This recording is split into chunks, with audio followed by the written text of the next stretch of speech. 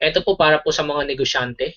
Ginawa po to for dun sa mga taong negosyante. Or, hindi ka man negosyante, pero you're a business-minded people or person, para po sa ito. Okay? Kaya depende na lang kung nasan ka po sa dalawa na yan. You're business people, or hindi ka negosyante, pero you have the business-minded personality. Then, para po sa ito. Okay? Now, napakarami pong investment scams na lumabas. Okay? Lumabas po yung Multitel, yan po yung kay Balanjay. Pero kung tutuusin nyo po, napakarami po nag-invest dyan, even mga general po nag-invest dyan. Okay? Lumabas po yung franc Swiss, ito naman po yung dollar-dollar. Pag nag-invest ka ng dollar, everyday tutubo ka ng 4%. Napakarami rin po nag-invest dyan, pati mga artista po, basketball player, nag-invest po dyan. Okay? Next, global money po. Ito po yung pumutok sa Laguna. Napakarami din pong taong nag-invest dito. Ito po yung lending. Sobrang dami din pong taong nag-invest dito na na-scam. Next po was the Aman Futures. Ito po yung talagang pumutok lately lang po sa TV. Pinatalastas. No? Yung sobrang dami po sa Mindanao, Cagayan na nag-invest po sa Aman. Okay? Na kung titignan po natin itong mga tao na to, meron po kasi talagang mga tao na ang gusto lang po kasi was to invest at tinitignan lang po nila kung magkano po ibabalik sa kanila nung ininvest nila. So, meaning po, meron po talagang mga tao na meron po silang pera at naghahanap po sila ng pwede po nilang paglagyan na masigit po na malaki ang tutubuhin kaysa sa bangko. It just so happen, napunta po sila sa mga maling company, sa mga company po na naging scam. Okay, ano po ba talo natin with these companies? Ang talo lang po natin with these companies, kaya po ito naging scam. Kasi when you invest, wala pong kapalit. Bibigyan ka na lang ng interest na hindi mo alam na ini-interest din po ng pera mo, was yung pera mo rin. Okay? Ang naging attraction lang po din kasi dito, sabi nilang ganun, pagka-invest namin, okay, eto po yung kikitain ng pera namin. That's the reason they invested. Okay? So, still, ang mindset was kung magkano ang kikitain ng pera. So, yun po yung isang bagay naman na maganda sa atin. Why? Because, when you invest po sa atin, okay, may kapalit po na produkto. Okay? 50,000 investment, ang balik po niyan, ROI, 3 months. Okay? 3 weeks to 3 months, depende po yan kung paano nyo po gagawin. Okay? And you will earn 2 million in 8 weeks to 8 months. Again, maximum is 8 months. Okay? Yan po yung pwedeng kitain ng in-invest mo. Okay? So, again, ang kagandahan po nito, when you invest 50,000, nasa iyo po yung products. So, may kapalit. Okay? Hindi po katulad ng iba na naging scam because wala pong kapalit. Now, paano po tayo kikita? If this is you, still, okay, mag-invite ka lang ng 2 tao on your first level. Okay? Ang kikitain mo po is 18,000. Why? Ulitin ko po, we have the direct referral bonus. So, every time po nakaka-invite po tayo, meron po tayong 5,000 per elite pack na nag-invest. So dalawa po nag-invest ng 50,000, meron kang 10,000. And since nag-pair po yan, meron ka pong 8,000. So, you have 18,000 po on your first two. Okay? Now, pagka po kayo kumita ng 18,000, nag-invite po kayo ng dalawa, iinto na po ba kayo? Natural po, hindi. Baka lalo po kayo ma-excite pagkatanggap nyo po ng check-in nyo. Malamang po, lalo po kayo mag-i-invite. Tama po ba? Okay? Now, for example lang po, nag-invite lang po muna tayo ng dalawa. Okay? And then, nag-invite po tayo. Yung dalawa po, nag-invite po uli ng tagda-dalawa. So, hindi na po ikaw nag-invite. Sila na po. Sila po may tag 18,000. Ikaw naman po meron 16,000. Okay? So, pagpapansinin mo po yan, 68% na po ang bumalik sa'yo. On your third month po, yung dalawa nag-invite ng tagda-dalawa. Okay? Ulitin ko po, hindi po ikaw nag-invite. Yung in-invite po ng in-invite mo. Okay? Ikaw po, meron kang kita na 32,000. So, 132% na po ang bumalik sa pera mo. So, on your third month pa lang po, bumalik na po yung in-invest mo. Sobra-sobra because that's 132% na po ang binalik sa'yo. Okay? Now, on your fourth week, ang kikitain mo po, nag-invite din yun, tagda-dalawa, 64,000. Okay? Fifth, 128,000. On your 6 months, okay, or 6 weeks, that's 256,000. 7th week or 7th month, that's 1 million. Okay, and your 8th month, that's 2,048,000. Ano po ginagawa? Ikaw nag-invite ng dalawa, and sila po nag-invite din again ng dalawa.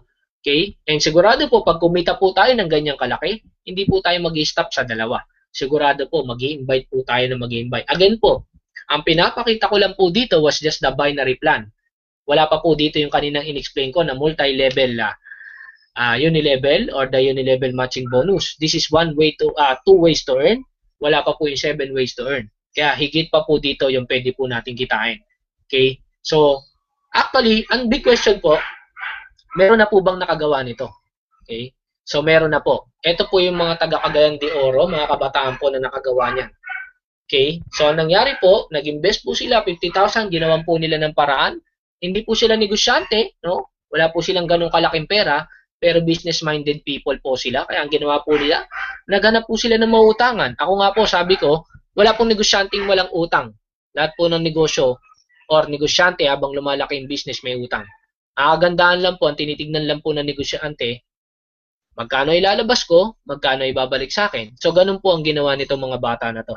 So, nung nakita po nila yung marketing plan, sabi nila, invest 50,000 in 8 months, meron akong 2 million. Ang gagawin ko, mag-invite lang ako ng 2. Okay? And walang limit, kahit ilan po pwede nyo imbitahin. And ito po yung pwedeng kitain. That's the reason they invested. Ang first week po nilang check is 200,000. Bawin-bawi na po. Ito po yung pinakabata na nag-join, 16 years old. Since hindi po siya pwede, pinartner niya po nanay niya. Ang first week niya pong cheque, 107,757. Okay? So, unang linggo pa lang po, bawi na po siya. Ulitin ko unang linggo pa lang po. Okay? Imagine niyo po, ang cheque na po ng April po, ang cheque niya is 107. June po, in just a matter of 2 months, ang cheque niya na po is 431,000. 16 years old, pinakabata pong nag-diamond at pinakabata pong pupunta sa Amerika para po mag-share sa event po sa next convention. Pinakabatang diamond. Invested 50,000 and ngayon po, tingnan niyo po kung gaano na po kalaki yung binalik sa kanya. Okay, ito pa po yung ibang kumita po ng ganong kalaki. Okay. Actually, ito nga lang po yung ginagamit nilang pang-present. No? Hindi na po mahabang presentation, pinapakita lang po nila tong papel na to. When you invest 50,000, ito yung pwede mo kitain ganun kasimple. Okay? Now, let's create a worst case scenario. Ito na po, worst case scenario po. Para makita po natin. Kasi po yung iba tanong, gaano kasiguro na makakabawi ako? Or gaano kasiguro na kapag naglabas ako ng 50,000, mababawi ko po yung perang nilabas ko? So, ito po yung worst case scenario. What if this is you? And ikaw, nag-invite ka ng 2, nagawa mo yung part mo. But the problem was, yung 2 na-invite mo, okay, every month, nakakapag-invite lang sila ng 1. Hindi po nila nagawa yung part nila. So, every month, naka 8,000 ka. On the next month po uli, naka-invite lang po yung na-invite nila uli ng tig-1. So, again, left and right, may 8,000 ka uli. Naka-invite uli sila. And again, may 8,000 ka uli. Na kung titignan po natin, what if every month, meron ka lang 8,800 per month or nakaka-invite lang po ng tig-1 kaliwat kanan every month. This is the worst case scenario. Okay? So, lumalabas, yung pera mo po tumutubo or nag-i-interest ng 16% interest per month. Ulitin ko po, nasa iyo po yung products. Okay? Next. If this is you, katulad ng in-explain natin kanina, natural po, may sponsor ka, may sponsor sila. And since ito po, magbabato ng tao sa kanan saka sa kaliwa. Ito rin po, still magbabato ng tao sa kanan at kaliwa. S3, the same, will do the same thing. Na kung titignan nyo po, pagka-invite mo pa lang sa still, papares na po yun. Meron ka ng 8,000. Okay, nag-invite uli. Meron ka uli. So, 8,000 per month or 16% interest per month, this is possible. Okay, so, kung titignan nyo po to, napaka-posible po na kumita ng 8,800 per month. Okay? So, 1 pair sa isang buwan, 8,800 per month, that's 16% interest po per month. Okay?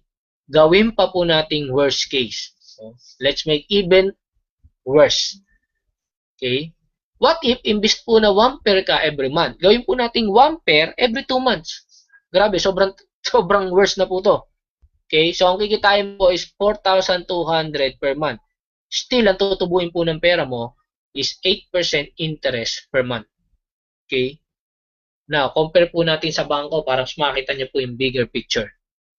Kapag ang pera mo nilagay mo sa bangko, ang tutubuin po ng pera mo is 4% per annum. Okay? Hindi pa po kasama tax and so on. Okay? Ang pera mo po sa bangko bago madoble, 5 years to double your money. Now, sa OG po, gawin na po natin dun po sa pinaka-worst. Okay, hindi na po 16%, dun po sa much worse, sa 8% per month. Di hamak po na mas malaki po sa bangko. In 1 year po, that's 96% per year. Or double your money in just a matter of 1 year. Na kung titignan po natin, when you invest 50,000, the products are with you. So, nasa iyo po yung products. You have nothing to lose, but you have more to gain. Okay? Tignan lang po natin at pagbasehan po natin kung magkano po yung pwedeng ibalik sa atin. Kaya po yung mga taong nagsasabi na makakabawi ba ako, imposible pong hindi ka makabawi, basta po gagawin nyo po lahat po ng mga ituturo po namin sa inyo. Okay? Pagtutulungan lang po natin to. Okay? And kapag ka po kayo nag-invest ng 50,000, natural po. Okay? Ang pool po na commitment po namin is nasa inyo. Kasi gusto po namin makabawi kayo. Okay? Again, this is just for those people who are business people. For those people who want na kumita po yung pera nila na nasa bangko. And for those people na ang tinitignan po is yung kung gaano po kabilis kumita at kung gaano po kalaki yung ibabalik sa kanila when they invest. Okay? So, again, it's easy, it's simple, it's coffee. Okay? Now, let's try to look at the background of the company. Okay? Ang Starbucks po, ito po yung first 5 years na sales nila. Okay? On the first 16 years, kung titignan nyo po, 1971 to 1987, that is 16 years. Okay? Gumapang po yung Starbucks for the first year. Okay? Ang kinita po nila is $1.3 million for the first 16 years. Second year, 10.2. Third year, 19.2. Fourth year, 35.4. And fifth year, 57.7 million. Okay? Now, ang Starbucks po, sobrang laking company niyan. Kung babalikan po dati yung panahon na tatanungin ka ng Starbucks, okay, 25 years ago, are you willing to invest 50,000 sa amin sa Starbucks? Of course, since alam mo na magiging Starbucks yan, mag-invest ka ng 50,000 dyan. Tama po ba? Now, how much more kung makikita nyo po yung OG? Okay? Ito po yung sales ng OG. Okay? 3 months po, $2 million. Okay? On the first year, okay, ang kinita po nila is 16 million, I'm sorry. Okay? Ang second year, 60 million. Third year, 150. Fourth year, 310 million. And fifth year, $600 million. Kung pagbabasihan nyo po yan, dalawa na yan, sobrang laki po ng kinita ng OG. Okay po? Now, what's the point kung ba't ko po ito pinakikita? Okay? At least nakikita po natin na yung iniimbisan po nating company malabong magsara. Okay? Hindi po katulad ng ibang scam like Aman Futures na nagsara. Tayo po, we're very stable. Nasa coffee business po tayo. Okay? And at the same time, napakalaki po ng growth ng company po natin. Okay? Now, ito pa po yung iba. Okay? If we look at sales ng Microsoft for the first 5 years, ang fifth year nila, $2.4 million. Okay? Google naman po. Okay? Ang fifth year nila is $440 million. Negative pa po ng first and second year. Okay? Now, let's look at Facebook. Okay? Ang Facebook po, ang first 5 years is $216 million. Apple po, ang first 5 years is $117 million. Again, tignan nyo po ang Organo Gold, that's $600 million. What's the point kung ba't ko po ito pinapakita? Okay? Pinapakita ko po ito kasi kung ang Microsoft, okay, Google,